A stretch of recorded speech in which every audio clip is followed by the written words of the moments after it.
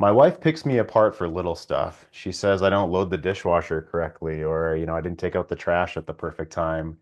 And I don't know why she's doing this and what I should say to her. It seems like she wants things to be better sometimes. I don't know. But she fights with me all the time.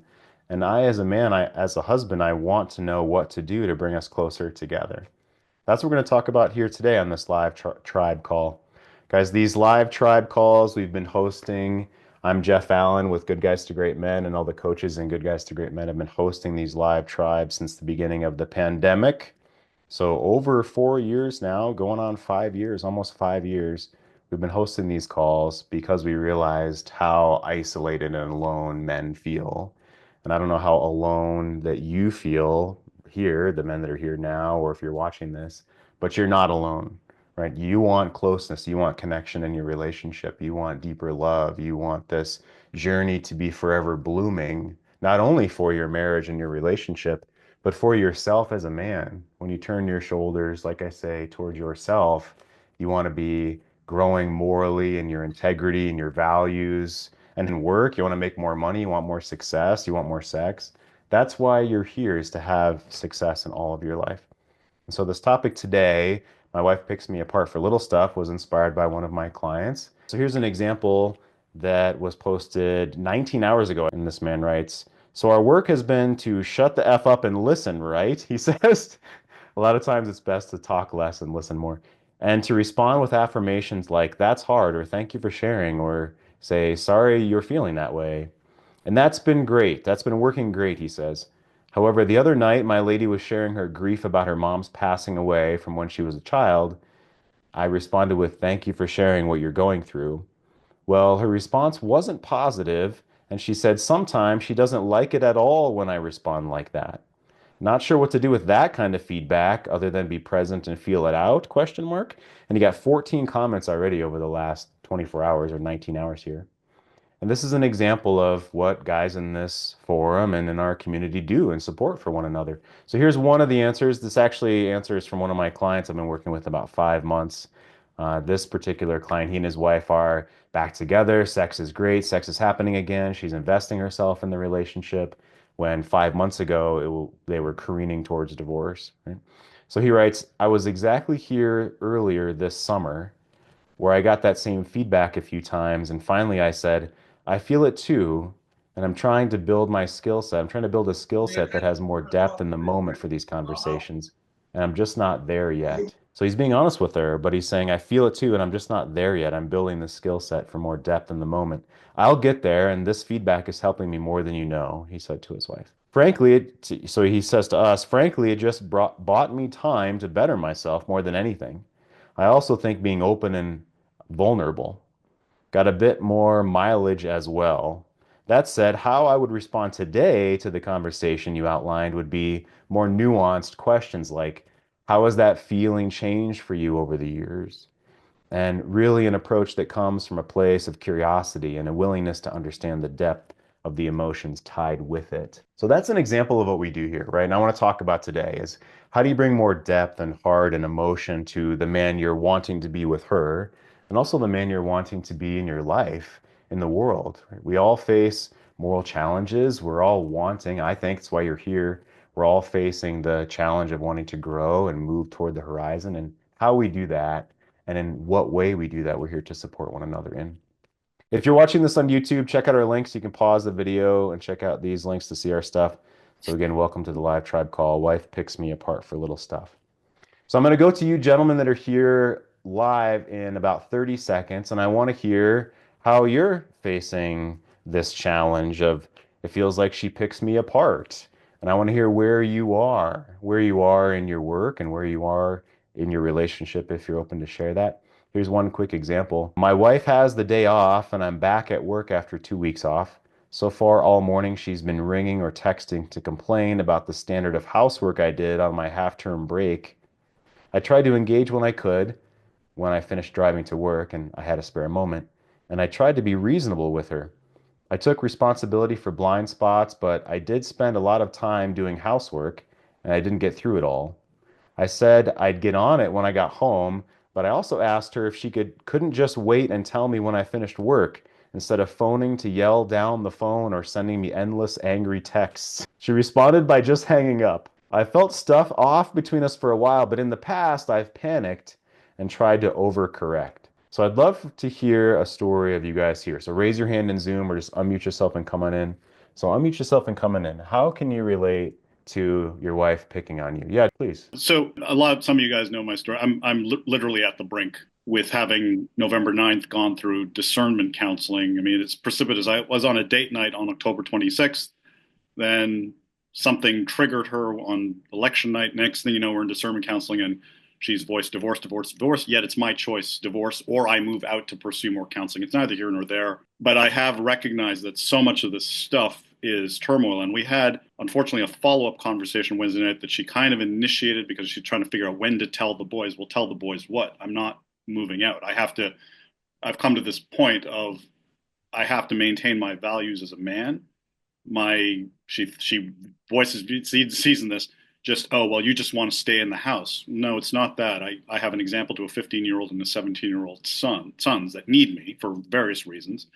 I won't move out. I'm happy to support you moving out, the space that you need, all of that. It's going nowhere. A lot of things were said Wednesday night that were extremely hurtful. It's revisionist history about how she's been feeling this way for 28 years of marriage and how we're never, it's just you're this way, So the that's way, just a few days ago, you're saying, yeah, Wednesday? I did a probably 80% good job of not reacting. There was one brief period where I just kind of threw my hands up and said, oh, so you're revising, this is revisionist history, right? And then I stopped and was still open to this idea of an emotionally focused therapist, which I had originally planned in mid-October.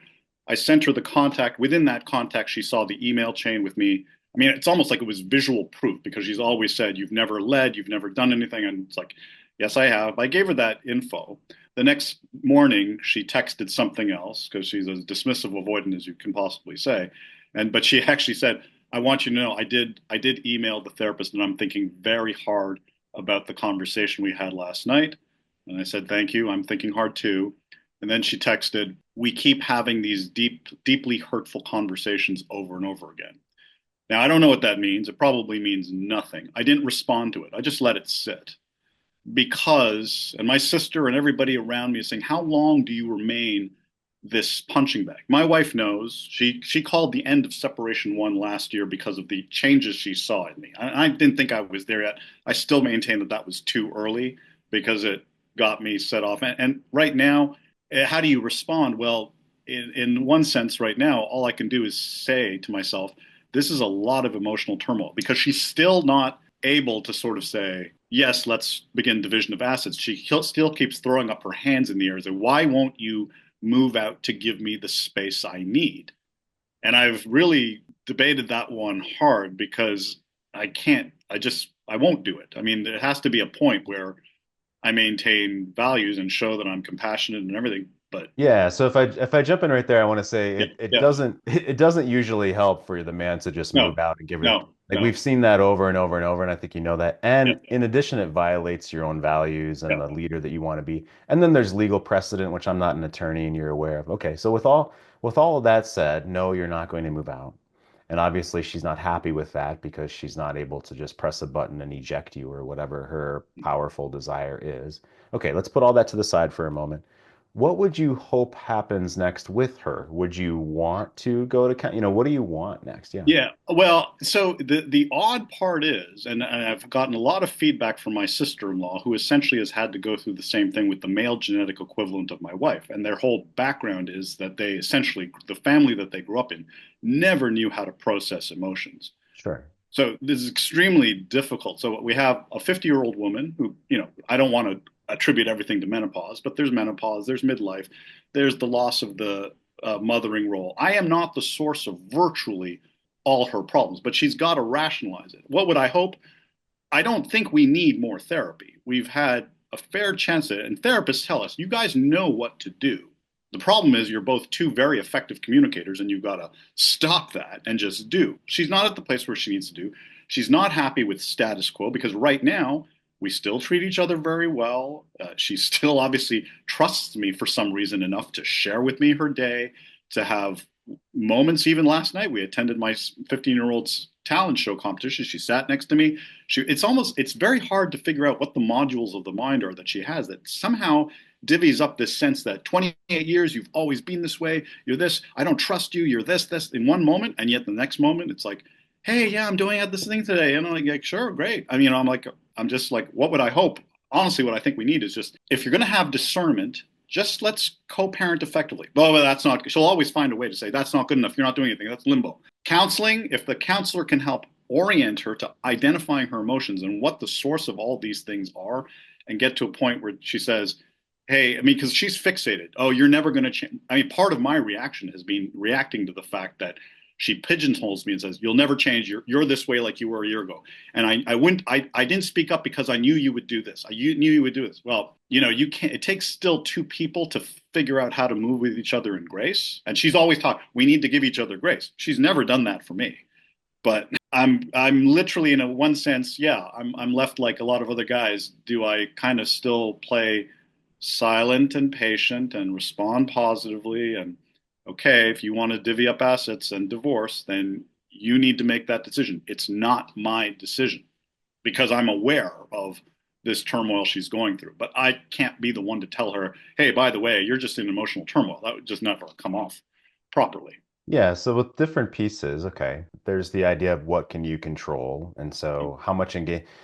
You have so many pieces on the table here, right? Yeah. So her emotional upset, her blaming you, her wanting you to move out, but you're not going to do that, her feeling like that, this revisionist history and feeling like it's all your fault, if that's what I'm hearing correctly. Mm. And then you, of course, caring for her and still wanting to be in the house at least for the next, what, 3 years with the kiddos, it sounds like, until Well, they hit 18. one's trying to go to college this next year, and then the other's got 3 more years in high school. And So they both need me. I mean, there's no doubt that they yeah. need. So what do you want over the next 3 years? Is it something like I want to have more peace? I want to just have space from one another. I want us to try to co-parent in a kosher way. First Or step is, yeah, first step what I want is I don't want to desperately don't want to radically change because it will change with divorce, the relationship between me and my sons. I mean, because it's just being physically out of the house, particularly for my 17-year-old, who's I won't even get into what he's had revealed to us recently, and he is not, she says, oh, he's coping well. He's not coping well. He's doing exactly what you've done. He's suppressed a lot of these emotions for years, and there's trauma in his background yeah. that really hasn't come to fruition. And with college and that these days, that we've demonstrated over and over again. My physical presence means something to him particularly, and Yeah. even yeah. So Certainly. that's So if I jump in there, so it really sounds like where the hill you're willing to die on is you want to do everything you can to keep yourself in the house and things to be as kosher and on the path of healing as best possible, whatever mhm. that means, or peace or effective clarity, let's say, at the Yeah. very least for the next 3 years. Like that's the shorter term. So take me to that point. I totally hear you. Do you have a particular question that you want to ask me or put on the table right now? Well, yeah. How do I navigate her? Because she will eventually come back because she wants to get to this point, or what we tell the kids, and this it's kind of like the next handling the constant coming back and pressure, which is I guess I'm got to do what I'm going to do, which is maintain compassion, firm stance on I'm not moving out. If you feel we need to begin the process of dividing assets, we can do that with a mediator, and I will partner with you in that. And I think the bigger question I have is her desire to have a united front in what we tell our sons. I can't be in, we're discordant on what we want to do. So the big thing is when we get to that point of messaging something, right now I would just say mom and dad are trying to work things out. Because what she Yeah. wants to be able to say is dad's moving out, and I don't want that message to go. Right. No. So that in the last 30 seconds, you were incredibly clear as to what you want. I would say it this way. If you didn't care what she thought about what you said, what would you say? And that's what you just said. I'm not going to lie to our kiddos about what's going on. What I see going on is mom and dad are having trouble and it's our business and it's an adult thing that we're going to work on. No, I'm not going to move out. I'm happy to do X, Y, Z with assets and such, whatever you actually believe. I'm happy to do X, Y, Z, but no, I'm not doing A, B, C. I care for you. I want you to have space. I want you to have healing. And I'm here to support any way to do that other than this boundary of mine. I'm not moving out. I'm sleeping in this bedroom, whatever it may be. Yeah. And Yeah. other than that, I want to have compassion. And for the next 3 years, at the very least, I want us to be a united co-parents for our kiddos. I don't want to monopolize, but I do have a question because I really valued your you and Cynthia your partnering thing. I had such great insights and stuff that she said. So the only other question I have is how do I explain this discordant messaging on Wednesday night with what otherwise is her behavior seemingly is it how does a woman manage to be safe and secure on all other things like Thanksgiving period, Thursday, Oh, Friday, inviting me down to have a drink with her by the fire. Why does someone ask me to sit down and that's a good question. That's quite easy, which is she can absolutely compartmentalize intimate adult relationship with you, yeah. which triggers all of her childhood stuff and all of her blame shifting and projection and all of that. She can compartmentalize that from family time because she doesn't want to jeopardize or she enjoys family time with you and the kids. She likes the security, the container of it. She's not trying to jettison everything in her life. She's just trying to jettison the emotional, intimate pain that she's putting upon you. And that it's some of it's probably legit, but it's the old and intimate pain. So women can absolutely segregate and Yep. isolate intimate relationship with family time. That's So, very common. but why is she still having intimate moments with me when the kids are not even in the picture as a buffer? So to Because sit, it feels good for her to pour herself into your masculine container in some way. She's dumping, and it feels powerful to her to blame you and say, "Look, you haven't changed," and all of that. and so she So, can do that and then still have an intimate moment with me. well, you're using the word intimate, and I wouldn't conflate the word intimacy. So, the intimacy, when I say intimacy, it's positive, something you want. Yeah. Okay. And you just said she's sharing an intimate moment with you. It's kind of like it's just a one-way fire hose, right? She's not actually exchanging her open heart. She's vomiting her pain and feeling powerful through that exchange. Let me say this another way and then we'll Yeah. move on, George, Because the okay? kids weren't involved. That's It's why. okay. So let me say this another way and then we'll take a step forward. Yeah. That's a really good question. Every man that does this work is going to feel grounded and open and good to a woman when she's relaxed and she's not trying to grab or change something. When she's opened herself, when she's surrendered to the moment, your masculine frame is going to feel good to her. It's going to feel at home and it's going to feel warm and safe and comforting. And so, in that moment in particular, she might feel warm and safe and comforted by you. But then, as soon as you're trying to bring anything back to something changing or being fixed, or her accountability in this particular case, or her responsibility for her own self, then she's overtly shoving that away. And so, those are different levels of you're calling intimacy. I call it family time versus adult intimacy. Yeah, let's step forward from there. This is a fantastic question. And it full circle, if I put a bow tie on what you're asking, what I think you're wanting is to be simple with your clear message right now of what you want, right? And hey, I'm happy to do ABC, but I'm not going to do XYZ. And here's what I see over the next 3 years. And if she wants to push divorce or if she wants to push something else, she has her own agency. She's an adult. She can do that, but you're not going to help her progress something that you don't want, especially over the next 3 years while your kiddos are in high school. That's what I see for you. And that's the logistical reason to do that. But also the practical and the integrous reason is because that's the man that you are. That's what you believe. And so being that man that you believe that you are and bringing those values into the world will espouse wisdom and pride within you and grounding and joy and peace within you, regardless of her. And if she, over the next 3 years, feels more and more safe and she does take some responsibility for herself and does want to heal her old wounds, you'll be there. But otherwise, you're not going to bend more than what you said. Yeah, certainly. So there's some talk in the chat. So a woman will only pour herself into one man at a time.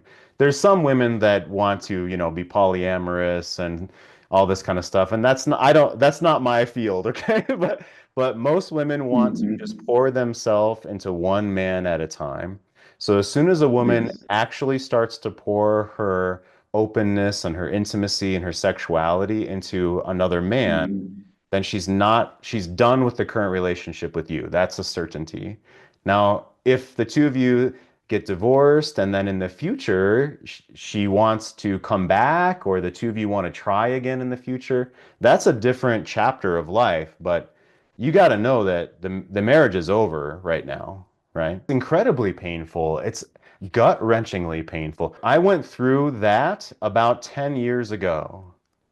Okay, that's how I Yes. found this work is my son's mother fell in love with another man and cheated Hmm. and slept with another man, and that's how I found this work myself.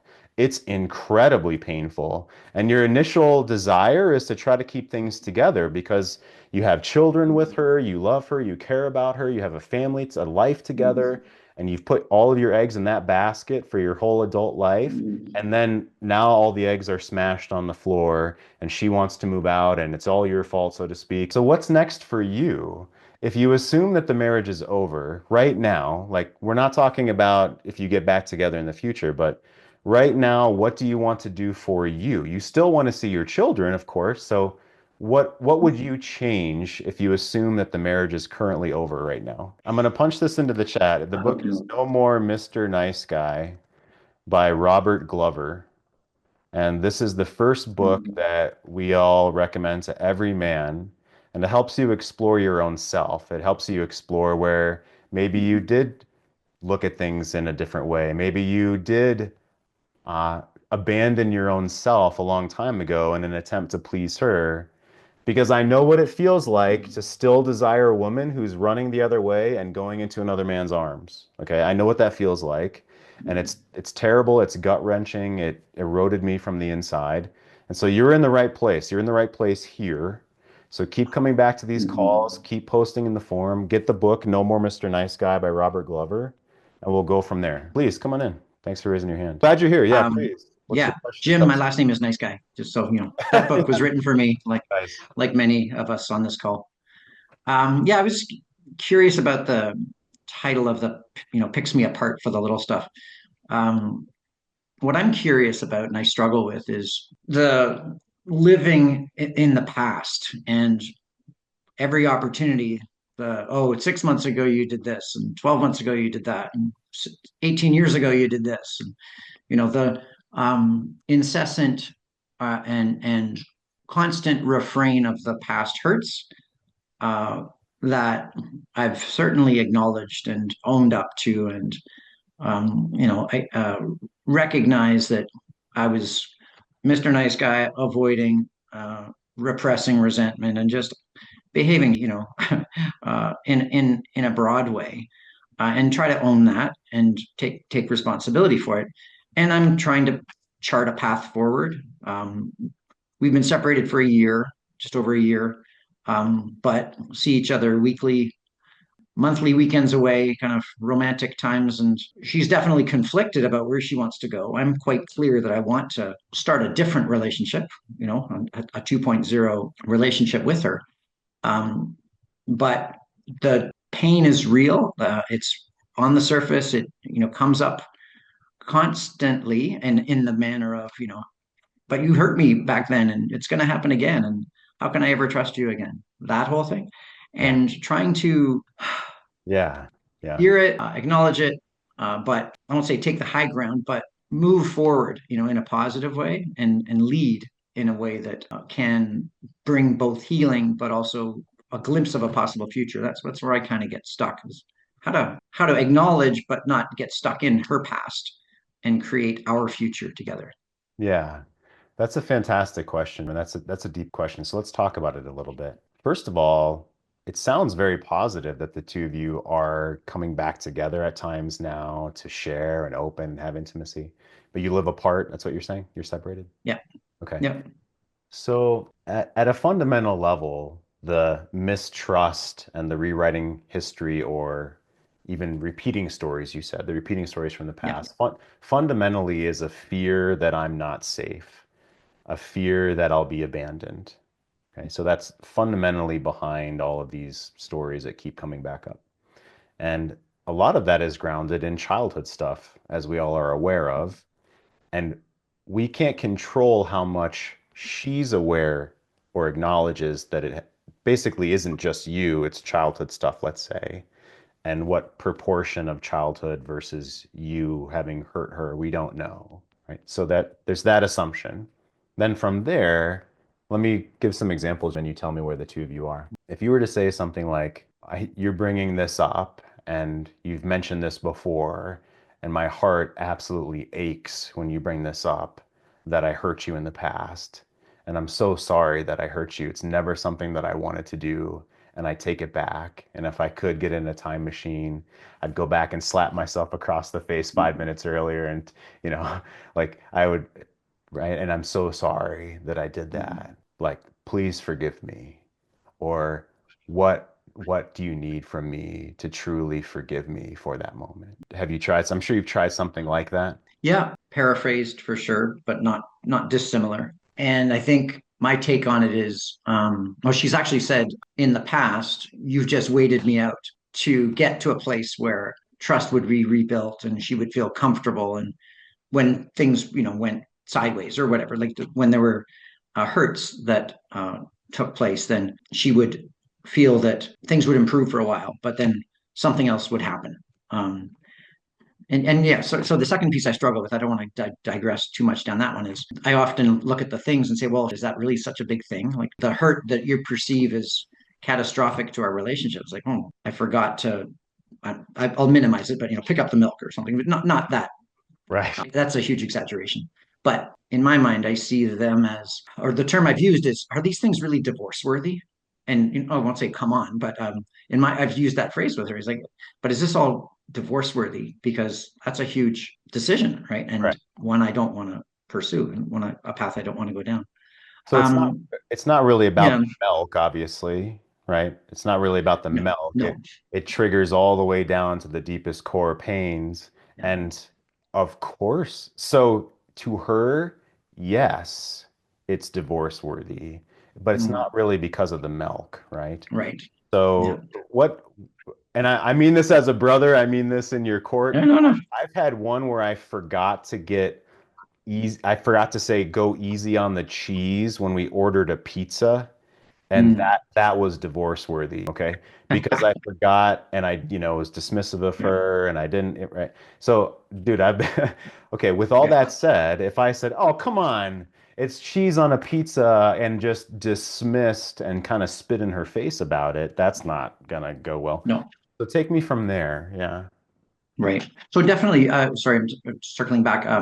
I've tried to acknowledge and tried to apologize and I've apologized and made overtures towards, how can we work towards rebuilding this? How can we create a different dynamic between us and a different pattern in our relationship that's a lot healthier and a lot more open and a lot less Mr. Nice Guy on my side, and a lot more forthcoming and open and honest and transparent. And to a large extent, the answer is simply, I'm not sure that can ever happen. I'm not sure I can ever feel safe with you again, She says that. which is tough. Or so I just am continuing down the path and enjoying the moments and planning the weekends. And of late, been seeing each other 2, 3 times a week, going downtown, going for dinner, take her to a hockey game, family stuff planned for Christmas. It all seems great, but and where I'm at is really, I try really hard to not be impatient, but I'm, a left-brained guy who wants solutions, right? And I want to fix it, and I want to have the answer in my back pocket and know where I'm going or where it's going, right? And so it's that uncertainty around one, yeah, how to manage the hurt from her past that she can't seem to let go of and move forward. And from my side, it's really, I just turned 61. I don't want to live like this forever. Been a year and a bit, and I'm at the point where it's like, well, I'm at the point where, okay, so there's got to be some movement, in the next year, because I don't want to do this again next Christmas. I don't want to be here again next Christmas. Sure. So, okay, let me put a couple things on the table. So you are, it sounds like, having an overall good relationship with her, getting together. Is that fair? Yeah, yes. Of Okay. late, it's been Fantastic. Okay. So that's movement. Yeah. Yes. Okay. And so Yeah. what you don't like is her feeling of unsettledness that she may never trust you again. That's what you don't like. Correct. Okay. What if that were the case for the next 30 years? What if she was never 100% certain that she could trust you again, and yet you had a ongoing, connecting, passionate, developing Right. relationship, but she was never 100% certain about trust again? What would that mean for you? Yeah, I think the kicker is I want to move back in with her I see. at some point. I see. Okay. I don't want to live in my two-bedroom apartment forever. Sure. Okay. So you have your pains and desires there and fears there, being Yeah. alone. And I could ask you about those things, but but otherwise, so you want for her to trust you and desire moving back in with you, basically. Yeah. Yeah. Okay. You can't control whether she gets there ever or not. And do you ever lose your keys? And when you're really trying to find your keys, you can't find them. And as soon as you give up trying to find them, then they show up. Absolutely. Yeah, that happens to me all the time. My earbuds or whatever, same thing Mhm. yesterday. It's like, oh, okay. All right, I guess I'm gonna have to go to the gym without them. And sure enough, within 10 seconds I found them Right. as soon as I gave up trying. There's an amazing pressure that feels like neediness. And I'll show you a quick graph that I drew Sure. last week for one of my clients. There's an amazing unconscious, whatever word we would use, energetic pressure, psychic pressure, whatever Mm. whatever new age word we want to use that well she feels the vibration of our neediness and that inherently makes us untrustworthy. And so when we have a desire, you can have desires in the world, sure, and you can desire things with her, great. But when we're around her, if we have a clenched throat or heart or body or judgment, like, oh, come on, Hmm. what you said to me earlier, if we Yeah. have oh, come on, that's a contemptuous judgment, and it's going to send a vibration of push Yeah. away and pressure from Yeah. her. So here's this graph that I created this last week for one of my clients. It's very simple. The x-axis is more passive on the left and direct on the right. So with our advances, with our words, and it's needy on the bottom and desirous on the top. And I use the word desirous for a healthy form of desire, Yeah. non-judgmental, open, relaxed, right? And so for you, you're moving more into direct over time and it's working and you're Mhm. less needy and that's fantastic. And the way you need to go is the key here, the catch 22 is you actually being okay if she never wants to move in with you again. Right. Because that's where your fear and your, let's say, shadow may Yeah. lie. And Yeah. I think all of us have that. And so how can you come to terms with that within your own self? Have you journaled about that, meditated on that? Not much, no. That is a thought that I've been coming to in the last month or so, is that maybe this isn't so bad. I've got a lot of freedom and Right. independence and can make, yeah, make my own schedule and do my own thing, which is quite liberated. So I've asked myself recently, hey, maybe that's not as scary a path as I've been framing it to myself to be. Yeah, absolutely. So I wouldn't take anything away from your desire. It's Mhm. coming to terms with if that doesn't happen, can I still be okay as a man? And then on the other Right. side, just like you said, adding recognition of your freedoms and why Mhm. that's good and you've come along the past 1 year and appreciation for that. Okay, so that, and then at the same time, some of the verbiage that I was using, like, I completely understand why you don't trust. I can feel that. And then some a little bit more poetic of, I can feel that. And if you can, I can feel that. Mhm. And that makes me weep on the inside. And at the same time, I loving the life that we're living together. I love the journey we're on. So it's emotional range of pain Mhm. and recognition and joy and future vision in the same sort of one or two Yeah. sentences.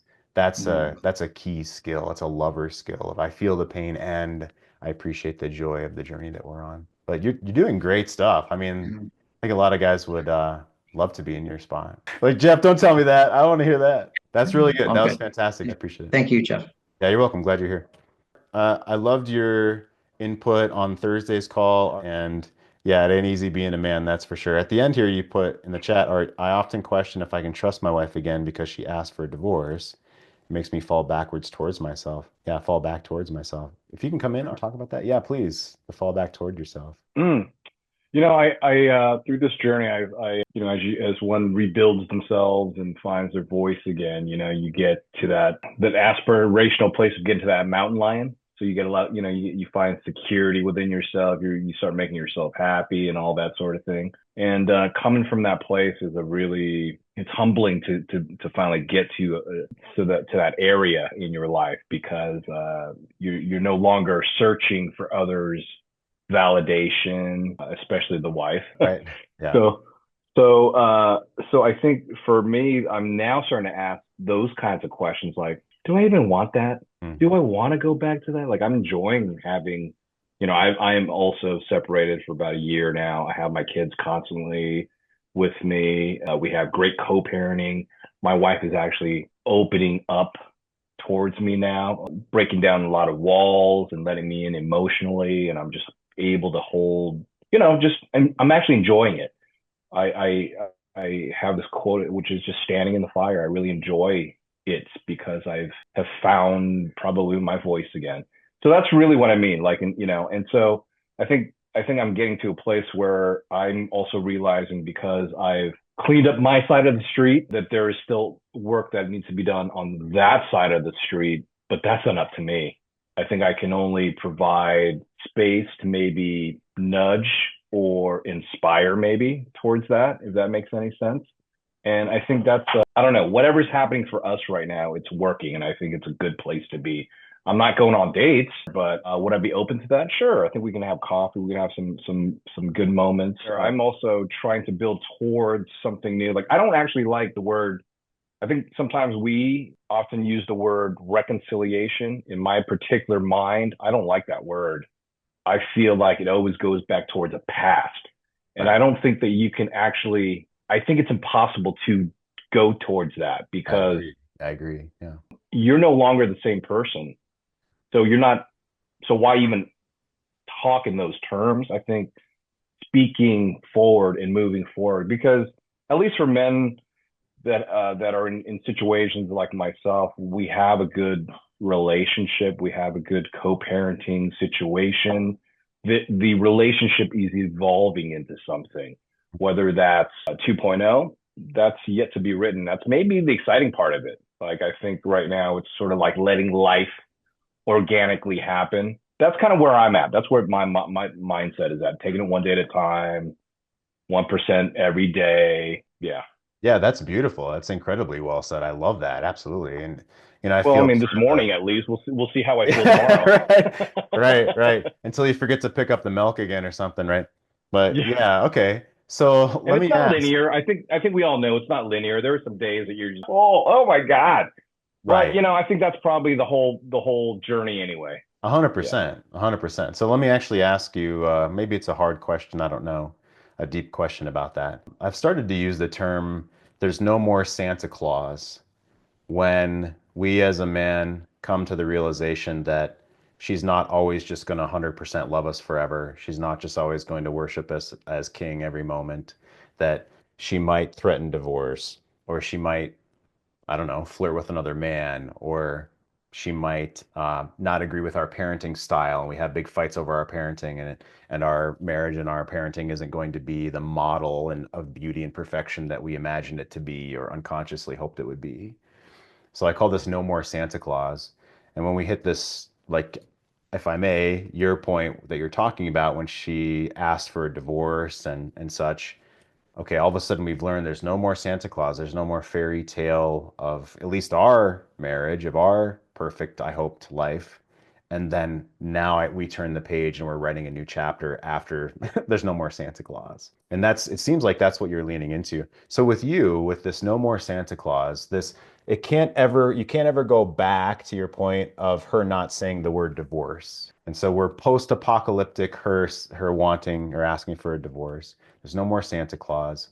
What does that mean for you about that's the death of that story, the death of that fantasy? Believe it or not, it's kind of liberating to really bizarre place to be because I never really envisioned that feeling of it. You know, I think many of us, I went through deep grief of self-flagellation about it, you know, and all that sort of stuff. But now it's sort of like liberating because I feel like, okay, now that we've gotten that out of the way, Yeah, and yeah, then yeah. you know what I mean? It's like, oh, okay, it wasn't so bad. I kind of got through the fear, kind of got through the grief. I have found some humor. There's a lot more to life than I thought. You know what I mean? I'm still standing, and oh, this ain't so bad. And you know, it's funny because people talk about this magnetism and stuff. Dude, it it's for real. Like I don't really have to try for a lot of things. Like people are attracted towards me, opportunities, things that I'm not even really. I don't know. Maybe I'm just at a place where I'm starting to flow, and I'm like, oh, okay, let's just hit the next wave. And maybe that analogy works really well for me. Like I'm just gonna hit the next wave, and when I'm done with that ride, I'll head back out and just sit on the board, and whatever comes comes. You know what I mean? Yeah. Eventually, the sun will set, and I'll go up to shore and barbecue some fish on the beach. I mean, that's kind of where I'm at. You know what I mean? Yeah. So, Yeah. and maybe that's what she is responding to, like that. Oh, all right, who's this guy?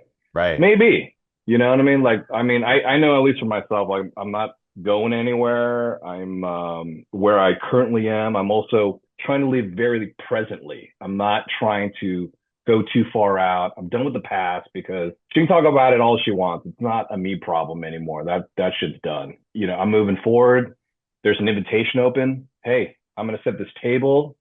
If you'd like to come and eat, please do. If not, I think somebody else will, and we'll just take it from there. You know, that's it. Yeah. I think also just I just want to enjoy life. You know, like there's no need to. I don't want to be intense about it anymore. You know what I mean? It's exhausting. Totally. That's Yeah. that's part of it. You know, it's just like I'm exhausted with all that. It's done. Yeah. Let's just keep rocking and rolling. I love it, That's man. where I'm at. Yeah. Anyway, High five. but once again, today we'll see where I'm at tomorrow.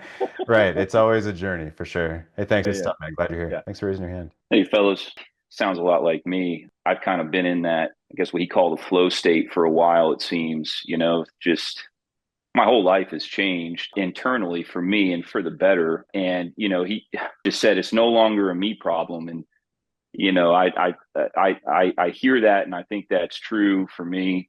Of course, I still screw up and, I just go about it differently now when I realize that I do. But, it's, he said it's exhausting, kind of fighting with it. And my comment is that it's kind of exhausting at times, working your way through a marriage, which I'm still in 14 years going, and it's exhausting. I don't want to say waiting because that's not the right word to use. I don't have this kind of nervous tick inside of me, but I'm also not blind to the fact that after going on several years of this work, and just kind of communicating with her in different ways, which she's clearly recognized. She clearly recognizes that I'm a different person, and her not, I guess, about leaving the invitation open. She's like, it's like a sealed envelope to her. She doesn't have any desire to open it. And you and I, Jeff, have talked a lot on your show about this. So I doubt I'm going to hear anything different from you or anyone else.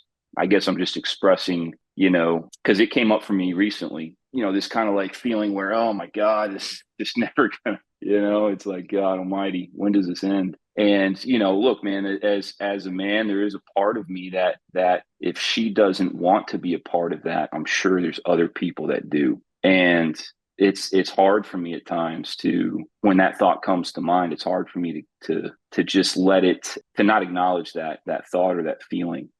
You know what I mean? So I don't know that I have a particular question because I think all my questions have been answered, but the story inspired me. So Yeah, I appreciate it. Absolutely. And then I always love you coming in here. Last time you had a question, I believe it was around parenting, like it was. yeah, standing up for her, let's say aggressive yelling and things with parenting. How's that going? So so here's the answer. She, and for everyone else who's curious, she has a very bad habit of screaming at our kids. And for a short period of time, with our oldest was, cussing at her. And I know where that comes from. She had a horrible childhood, frankly, particularly with her dad. And when he was still alive, he was living with us, and it was like World War III every day between them. So it's just how she was brought up. But I sat down and I told her, I said, that's it. I said, you can't cuss anymore. And it hasn't happened since, at least to my knowledge. So I think it was very, very effective. And, I told her, I said, this is where the line is for me. I said, I'm not going to let that happen. So now the yelling's a different story. She still yells at them quite a bit. And she gets kind of mad with me when I don't. And that's one huge change that I've made to my parenting style. I don't yell at my kids. I may raise my voice, but I don't yell. And so she has a hard time. She finds that to be like a kind of a lack of discipline when I don't really get on them.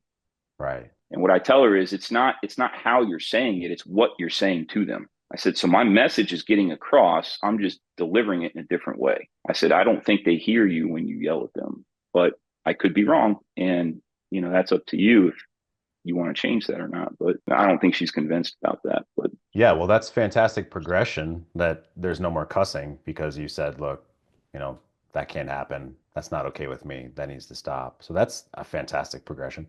And then yeah, she'd have to be bought into the approach. And if it's ingrained from her father, then it's does she even want to grow from there? And maybe the answer is no right now. And I think that's what I'm trying to say, Jeff, is that it doesn't just boil down to that. That is pervasive in a lot of different areas of her life. And I think that's what I'm exhausted by, is just watching almost helplessly and just not, because she's such a beautiful person, but she just doesn't want to do any work on herself, man, like zero. And it's just hard. It's hard to watch. It's hard to be around, frankly. Yeah, I totally because understand. it affects the marriage. The truth is, it affects my marriage with her. It affects my relationship with her. Right. You want to be around her less. You don't want to be around her when she's like that. That's what I'm coming to find, Yeah. and that's a tough realization that I'm grappling with. Yeah. That sounds like your edge right now is It grappling is. with that. Yeah. Thanks. Totally Yeah, I appreciate it. appreciate it. Glad you're Thanks. here. Absolutely. Put in the chat. What about when she attacks my appearance or when I fail to complete a task or her expectation of me doesn't match her want? So let's talk about this. I always want to give three takeaways. These aren't magic pills. It's not a one bullet answer, but this is where I would start and already began to do this. So she picks me apart. What do I say? I'll give the example of swearing doesn't work for me.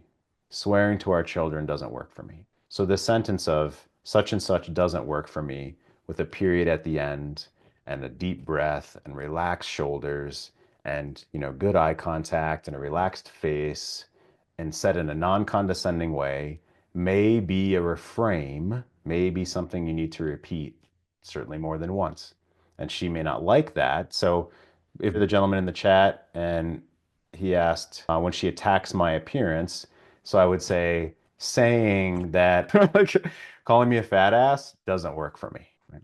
So number two, I want fill in the blank positive stuff for our family. But if she's not wanting the same quote positive thing, or if she doesn't believe in the same positive thing as you, well, then we're on a different foot. We're on a different plane.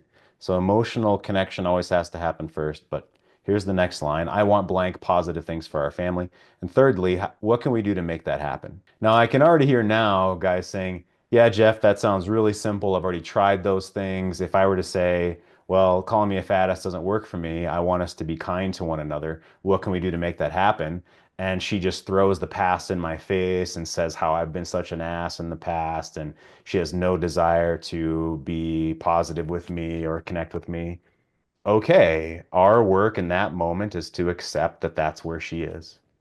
Whether you're going on dates with her or not, whether she is saying she wants a divorce or not, our job is to accept where things are currently. Where are things currently right now? And that's facing that reality too of I don't want to be around her as much when she yells or yells at the kids or yells at me. It's unfortunate. I see this beautiful woman that she is on the outside and on the inside, and this vitriol that's coming from her mouth that makes me not want to be around her as much. And so I used to cover those kind of things with anger or accusations or judgment or, you know, well, and scrunched up face and trying to get her to change her mind. And all that's doing is making her feel wrong. All that's doing is judging her, and it's not helpful, right? So what can we do to come to acceptance within ourselves first? So I want to do a quick acknowledgement. If you're watching this on YouTube and you're not subscribed, subscribe. If you want to check out our stuff, you can get on these free calls by signing up here, greatmenmovemountains.com/new subscriber. I've got other links and other stuff too. I'd love another man to come in. If you have questions or you want to talk about your situation, please unmute yourself. Come on in. Why are you here? What challenge are you facing? Or maybe you have a win that's happened in your life. Hey, Jeff, I'll go ahead and Good to see you. so kind of two things, a win and a challenge. So I'll start with the challenge. This is like, for some reason, this sounds very trivial to me, but it was tough in the moment. We're on a trip. This is over Thanksgiving. I'm pulling into a gas station to put gas in the car. I know that I have to return it with 3/8 of a tank, Yeah. and I'm trying to guess at, how much we're going to be driving and not wanting to give them any more gas than I have to because, Yeah.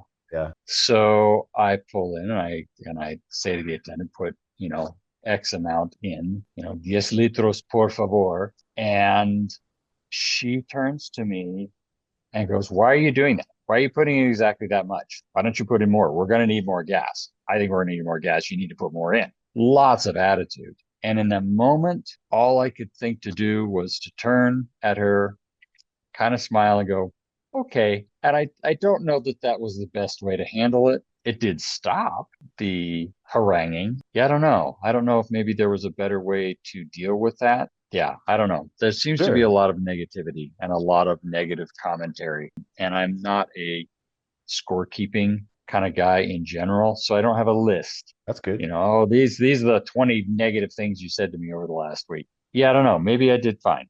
But it feels challenging when she is like that to not get defensive, to not at times go, "Yes, but well, you are doing X, Y, or Z." So that is the challenge. The win was pretty huge. Coming back from that trip because of a lot of the interpersonal stuff between us during it, I crashed hard when we got home. I was in a bad space, just going straight for the basement. Went out and did some shopping just to get out of the house. I mean, it was the kind of space where I thought she was going to the office. She decided to work from home, and I went, "Oh, I don't want to be around you." Yeah. Yeah. I'm emotionally So, exhausted. Yeah. right, yeah. So I'm gonna go grocery shopping, which I hate, but it's better than this. Yeah. And I found myself engaging in a whole, and this plugs into the talk we had about other women, which was interesting. Engaging with this whole fantasy of what if I left? What would it be like? What would I do? And the place that I would move into, and I would get to spend more time with my son if I did that. And then you know what? You know what? When my son and I weren't hanging out, I'd be down in the workshop and I'd be having a great time all by myself. Right. And literally in that moment, I'm getting out of the car to get the groceries out of the car as this is finishing up on that very thought. I went, "Wait a minute." And it was revelatory. Mm. I can just do that right now. I can just have a great time with me right now. And that was huge. That was huge for me. And as the week has gone on and I persistently return to that knowing that I can just have a great life with me right now, even if she's busting my balls about the gasoline or about the fact that, this particular bit of plaster hasn't been patched yet, or whatever thing it is I haven't gotten to or haven't done quite perfectly, or I can have a great time with me. And I don't need to worry about the time that she is having. I can just worry about the time that I am having. And this week has just felt so different for me because of that. And it's not a dismissing of her. It's not a devalidating of her experience. It's a non-attachment to it. Yeah. That's what it is. It is a non-attachment to it. I think I may have achieved nirvana. I'll come bow at your feet, Manfred. I love it. Yeah. No, fantastic. Yeah. What an incredible story. Absolutely. the realization that we can make that a reality within our own body and our own mind and our heart in any moment, that the Right? outside is just simply noise, it's signals that, yeah, we do have a physical reaction, an automatic reaction a lot of the time, totally real. And that practice of awareness, consciousness of nirvana in that moment. And you chose to appreciate the story that was going on in your mind and then just set it aside and say, well, what can I control in this? Such Yeah. fantastic. Yeah. Yeah, it was interesting. While this was going on, I was saying to myself, because, it's okay. Wow, this is a shitty story I'm telling myself. Like, what kind of a story am I telling myself? It's just thoughts. I'm just having thoughts. Emotions are just that, like all of this stuff kind of throwing at myself. And maybe doing that is what led to that moment. But it was really just in this moment, I am horrifically depressed. And in the next moment, I'm almost elated. It was wild. It was such a Banks, George Pransky, Michael Neal. Everything can change in a moment with a thought.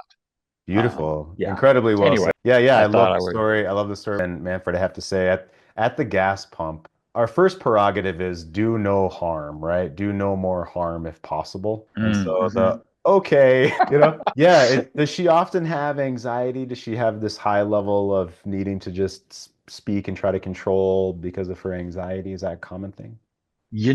I think that it is true. She's an insane, like, she's totally type A. She's incredibly independent and self-contained and self-sufficient, and she's always in control, and you never see her sweat. And it's taken me, I think, 8 years. 8 years we've been together. I think it's taken me 8 years to realize that actually this probably is a lot of anxiety, that in that moment she's having all this anxiety about, are we going to have to stop for gas on the way to the airport, and is that going to make us late for the flight, and oh my god. Yeah. Right. So i Absolutely. think i think you're right.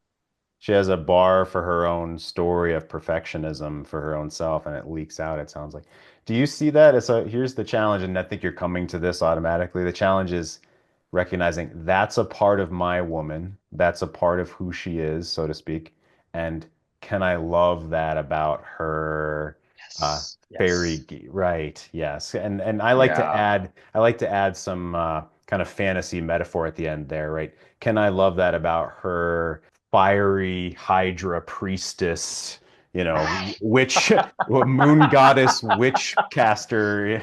Like Oh man, I can I love see it. her with Princess Leia outfit on, shooting flames from her eyes or something like that, and appreciate that that's part of Wow. who she is. Yeah, That, that's a hell of an image, Jeff.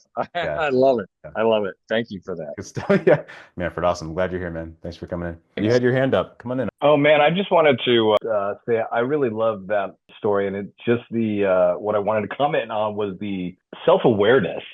I think that's something that I'm taking away from your story.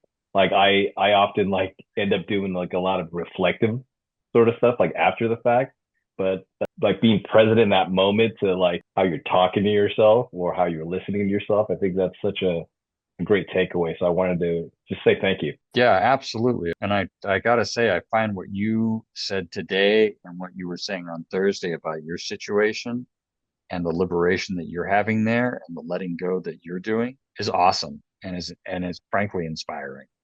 Um, yeah. To, for today. Once again, For love that. tomorrow. For today. Yes, Yeah, exactly. yeah. Tomorrow may be something completely different. Yes. Yeah. Well, I appreciate you. Thank you so much. Yeah, yeah, you too. You guys are fantastic. See you guys next time.